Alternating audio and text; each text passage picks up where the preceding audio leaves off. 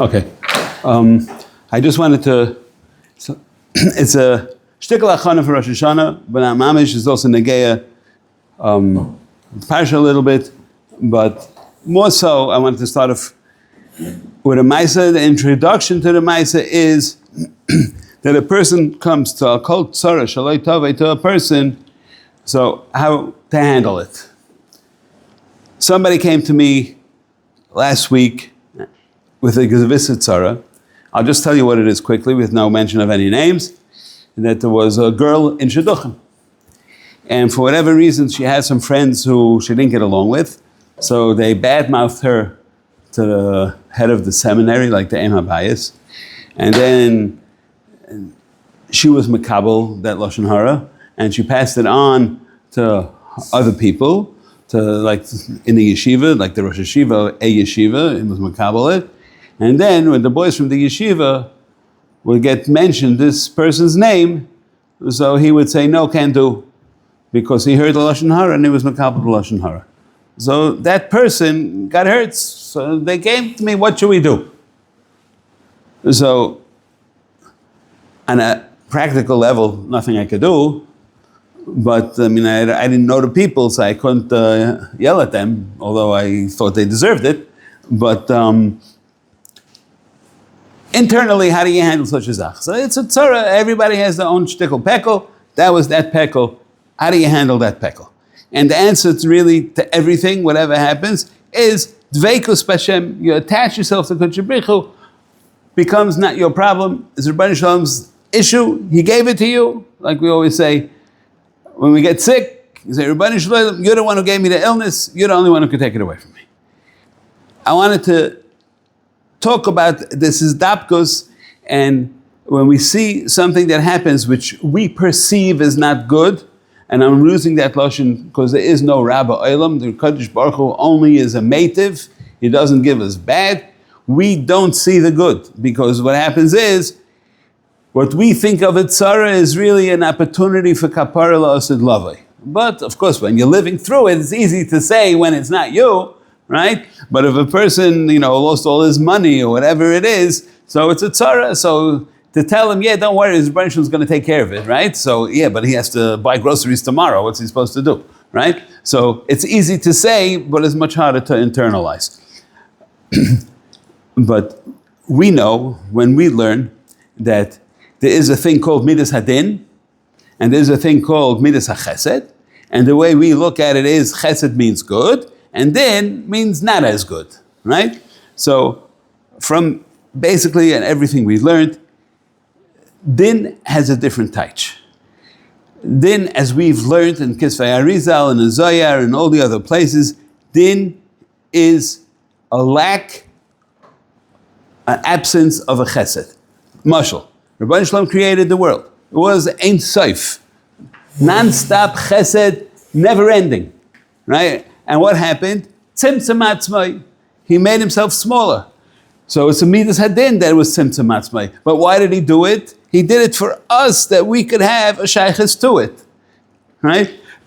So it was tzimtzum atzmai, but it was also, he did it in an oifen to give us an ability to be masik. What he's doing. It's like when you go look at the sun, right? That's the famous mashal. If you look at it straight, you'll go blind.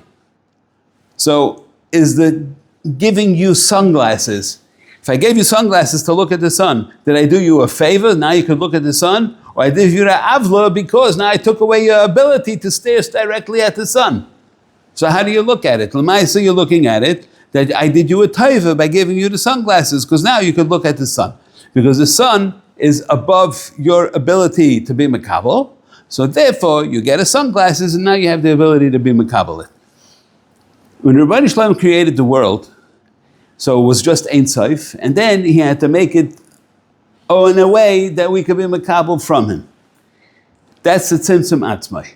Now, what shame was used to have that midas hadin come bala olam? So the pasuk says, "Bereshis bara Elikim," and you know that Elikim is a shame of din. So Bereshis bara Elikim, and it says in the Torah 32 times Elikim before it says Hashem Havaya. Vayhi b'yom asayis Hashem Elokim eretz v'shamayim. Right? So that was first time the Shem HaChesed, which is Shem Havaya, came into play. Showing you that the Rabbeinu Shalom, B'ritzaynai, he had to create a world with every single detail. He decided to do it b'madrega. Why did he do it b'madrega? Because part of this thing of tzimtzum atzmai came with it what we call midah ugvul, physical boundaries, and also came with it zman, that before that there was no zman, and there was no makayim, and in order for us and the brains that we were given to be massing the world, it has to be with makayim and with zman. And that all came from Shem Elokim. And why did he do it over 6 days?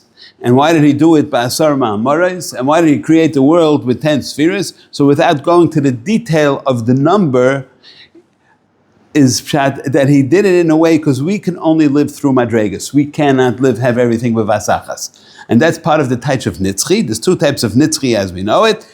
Nitzchi is, number 1, is that the world never ends. People don't die, never ends. That's the simple nitzchi. The other nitzchi, which is a little more difficult to understand, means since there's no time, so everything happens at once. That's the other nitzchi. And that the Rebbeinu Shalom had to take out of the Bria because we can't handle it. It doesn't make any sense to us. So he had to take it out of the Bria. And that's all coming, that Midas Hadin is coming from Shem Elokim, because that, as you see, is Bereshis Bara Elokim. You have another Shem of Din, which is the standard that we have all over, which is Shem Adnus, right? Aleph, Dalet, Nun, Yud. If you take off the Aleph for 1 second, is the last 3 letters is Dalet, Yud, Nun, right? Which is Din itself. And you have the Aleph in front of it to be mamtikit, because the Aleph is a hamtaka, because really the Ois Aleph is made up of a Yud, Vav, Yud, and the Yud, Vav, Yud is just Hamavai, could be mamtik and a Din. What is the essence of that Din? And also try to understand the difference between the Din of Shem Elokim and the Din of Shem Havaya. Actually, the Din of Shem Adnus. Adnus is, as you know, there's a Sheva Tachtoinim, right? That we live today, everything is under 7, and the 7 Sheshis Yimei Bereshis is connected to Shesh Sfiras Tachtoinais, and then you have the Malchus, and the Malchus is the Giloi, and that's why all the Din comes from the Malchus. Why? Because every drop of Giloi is coming, in other words, anything that we have any ability to understand is coming out of Malchus. So, and the Malchus is also giving us, in a way, not the same like Elokim, but it's also limiting our abilities. And it's not always begilui. When something bad happens to somebody, it's not really bad, it's just we don't see where the good is. Chas v'shalom, somebody got sick, or whatever it is, it's always a kapara, there's always a silver lining in it. So the Shem Adnus is going on today, and the Shem Elokim was going more so on the beginning of Maaseh Bereshis. And so now the question comes back to what I started off with. How do you handle whatever tzara it is? So I'm saying the simple answer is to be mizdabek b'Hashem, to attach yourself to Kodesh Brichu, and then it'll all be good. And how do you see that? You see that because if you take the name Elokim and you attach it to the Shem Havaya, because the world has to work with an element of chesed and an element of din, and it's the gematria 112, and 112 is Yaboik, as we've learned, right? Yud, Beis, Kuf, 112 is Yaboik. If you take the word Davuk, is also gematria Yaboik. And so you see that in order for a person to be mizdabik, you're not only mizdabik to the good, you're mizdabik to the midas hadin and the midas harachamim. That's what dveikus b'boirei is, that when something comes along and it's difficult to handle, and you really can't handle it, so you have to remember the same one who gave you the bad, gave you the good to start, and the same one who gave it to you is the same one who could take it away. And that's the pchina of Maaseh Bereshis, because that was, the Olam was created in that vein. To take it the next step is the Hava, is another Yaboik, and that Yaboik, in other words, 112, if you take the name Eke, which is 21, Havaya, which is 26, and Adnus, which is 65, all three together also a gematria Yaboik, which is also siman for Davuk. So, like we were saying earlier, this represents many different circumstances ba'olam. In the second Yaboik, where it's counted together as Eke, Havaya, Adnos, so not only is it coming to tell you to be mizdabek in Hashem and everything that happens to you in the course of your day and in Hay Alma, but since included in that, because this world really works today with the Shem Havaya and the Shem Adnos. That's the Zah, what we call the Zah, which is the Zachar, and the Nekeva, which is the Nuk, and that's our world, which is, as the Raya L'Davar is 6 days to the week, so that's connected the Sheish Spheres Tachtoinais, and Shabbos is the Malchus. But on La'asid Lava, you don't see anything, right? We don't know what's going to be. But in this other Yaboik, where you have the Havaya and the Adnos, you have included the Eka as well. In other words, that's when anything happens to a person, so you have to first, you see the tzara that you see right away, that everybody knows, right? And everybody, what do they say? Why me, right? And the answer is, I heard this once from another speaker, and I thought it was a great line. He said, when a person has a tzara, then they all say, why me? But if a person won the lottery, they never say, why me? They say, I deserve it, right? But Lamaisa, the why me is the pshat that the Rebbeinu Shalom is giving you a taiva, even on what you see as a chisaron, as a din. He's giving it to you in order that you have the ability to rise up and the ability to convert the din to be what we call to be mizbasem, to make it smell good, or to be mamtegit, to make it sweet. And that's part of the avodah of Rosh Hashanah. As we come into Rosh Hashanah, as you know, every kid sings, dip the apple in the honey, right? What's the word of dipping the apple in the honey? Because the honey is sweet, and we dip the apple in it, and that is a siman, because the whole night of Rosh Hashanah is simanim. Of course, you see it also in shofar. Shofar is inyan of shapru ma'aseichem, and in Shara Kavanis, if you look at Rosh Hashanah, I'm just going to touch it, I'm not going into the details, that the word shofar has Hashem's name of Elokim, which is equal to din, 3 times. And the reason why it's Dafka Shem Elokim, because Rosh Hashanah represents Ma'aseh Bereishis. That's when the world started. So you have the shin of the shofar. If you take the word shin and you spell it out, what we call the miluay, right? Each letter spelled out, milu yudin, that the hey has a hey yud, comes out to shin. If you take the reish, which is ribua, which you write it out like the nanachs, right? That the first is the aleph lamed.